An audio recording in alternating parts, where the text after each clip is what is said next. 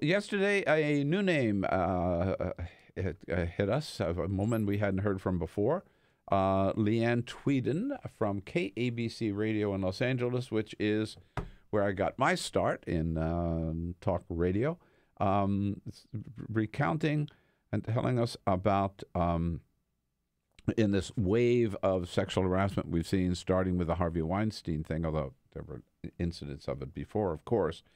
But it's been this wave since then that this is the first time a major leading, well, certainly a Democratic politician has been named, Senator Al Franken.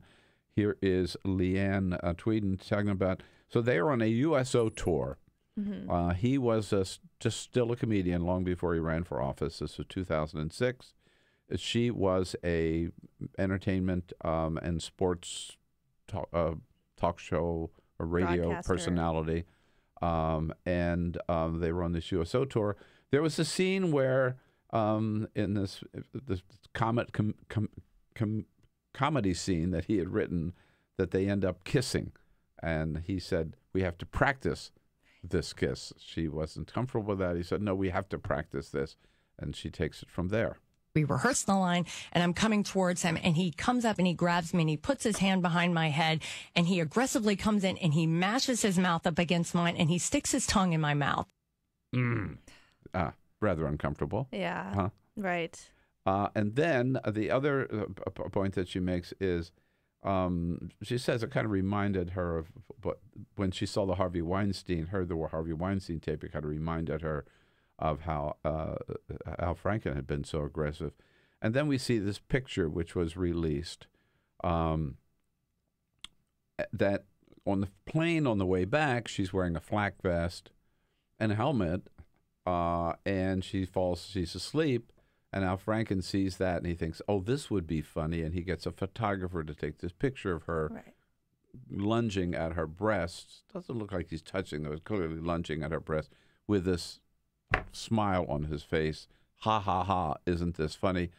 She didn't find it so funny when she was later saw the CD and discovered this photo. Here she is. He thought he could get away with it and that it was funny. And then it's funny that you can grab someone's breast while they're sleeping and just think that, hey, I can get away with this.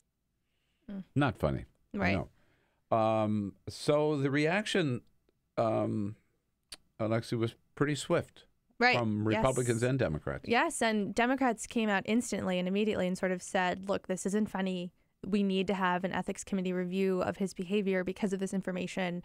And it really showed sort of the unity of the party to handle these allegations, especially at a time when tensions are high. As you mentioned, because of Harvey Weinstein and others, CNN had a report last week in which they talked to more than 50 women who work on Capitol Hill about sexual assault and harassment that they've experienced on Jackie Capitol Spear Hill. talked about. Right. And that was, she was one of the reasons Leanne Tweeden said she came out as well after talking with Jackie Spear. But yeah, Democrats came out and, immediately said this is not okay and we need to address it in the best way we can. Quite a contrast between how long it took before Republicans condemned Roy Moore. It's for fascinating. 5 or 6 days, Mitch McConnell said, well, if true, this was not good. I mean, Democrats didn't say, if true, we got to do something, right? Right. And that's what's so frustrating about it is, it's like, I think now that we've seen how Democrats acted so quickly and responded so quickly and how Republicans waited and had these qualifications of if it's true, that is why this is becoming a partisan issue. Because Republicans are adding these qualifiers and conditions and saying, well, if this is true, but we don't have all the evidence. But it's like, what evidence do you need if these women are going on the record? So it's becoming a partisan issue, and that's what's really frustrating. When the Roy Moore stuff broke, I was calling all of the Republicans listed as endorsers on Roy Moore's website to find out what they were going to do, whether or not they would rescind their information or their endorsement. Now, if you go to his website, it says this list is being updated on the page of endorsers, which I think is interesting. But one conversation in particular stood out to me, and it was Rep. Thomas Massey. And I called his comms person called me after I sent an email and was like, well, he's traveling today, so he's probably not going to put out a statement today and probably not tomorrow either. And I was like, well, do you understand that he's listed as an official endorser and this doesn't look good? And he's like, yeah, like I said, not going to put out a statement. I don't know if he has yet. And that stood out to me because I'm kind of like, if my name is attached to something like that, you should remedy your own personal brand and image as best you can. And so whether it's not releasing a statement in a timely manner or releasing a statement and saying, well, we'll wait to see more evidence, but like, what evidence do you need until you're condemning it? Right. The biggest difference, of course, in terms of reactions, is that of Donald Trump, who promised as soon as he got back from Asia, he was going to take care of this Roy. He was going to get on top of this Roy Moore thing. You know, it happened while I was over there, but when I get back, I'll talk about it. To this date, he has said nothing. And yesterday, Sarah Huckabee Sanders said, actually, we're just going to leave it up to the people of Alabama. Right.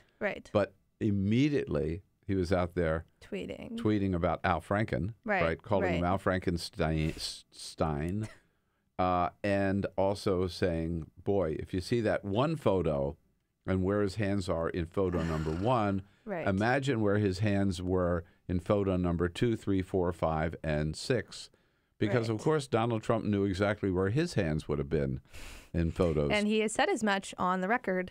Yeah. Which is also another layer to this that's confusing. But those tweets, again, go back to how Republicans are making this a partisan issue, which is just incredibly frustrating because instead of trying to remedy the situation or figure out how to make it better or really just condemn what I think should be easy to condemn, which is someone, you know, dating and harassing younger women, right, teenagers and assaulting, when they're in their 30s, at least and one assaulting, of them. Yeah. right.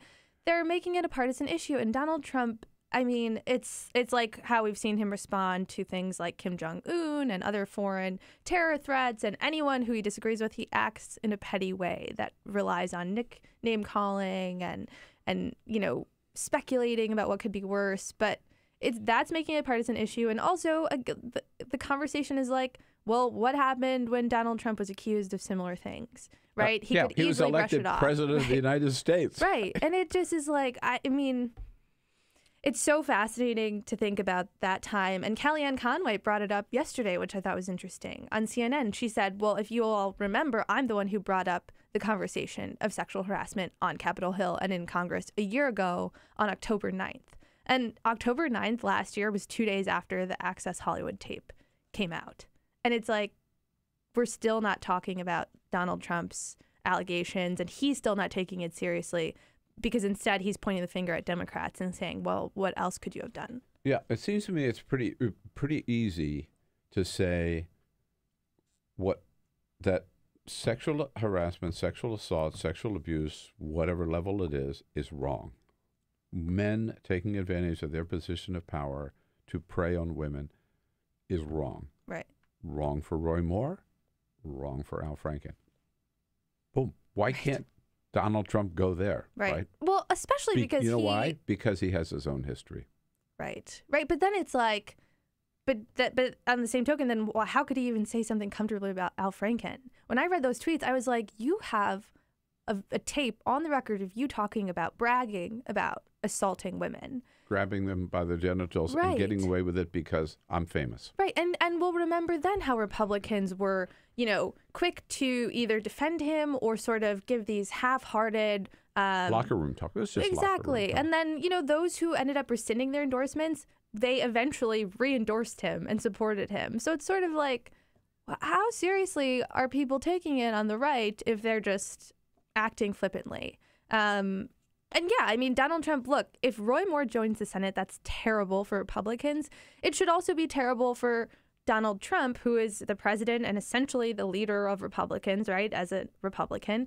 But you'd also think he'd be quick to denounce Roy Moore's behavior because he never even supported him throughout the primary. He could have just been like, you know what, I wanted Luther Strange. Luther Strange didn't win. I still don't support Roy Moore. Also, his behavior is bad. And that's it. But he's not. And it's just frustrating. If he can find the time to tweet about Al Franken, he could find the time. He can find the time to tweet about Roy Moore. Right. That's that to me, I think, is the most telling sign that he's just, you know, BSing about this whole thing. I mean, it's so easy to say what Roy Moore did was wrong, what Al Franken did was wrong. Right. Right.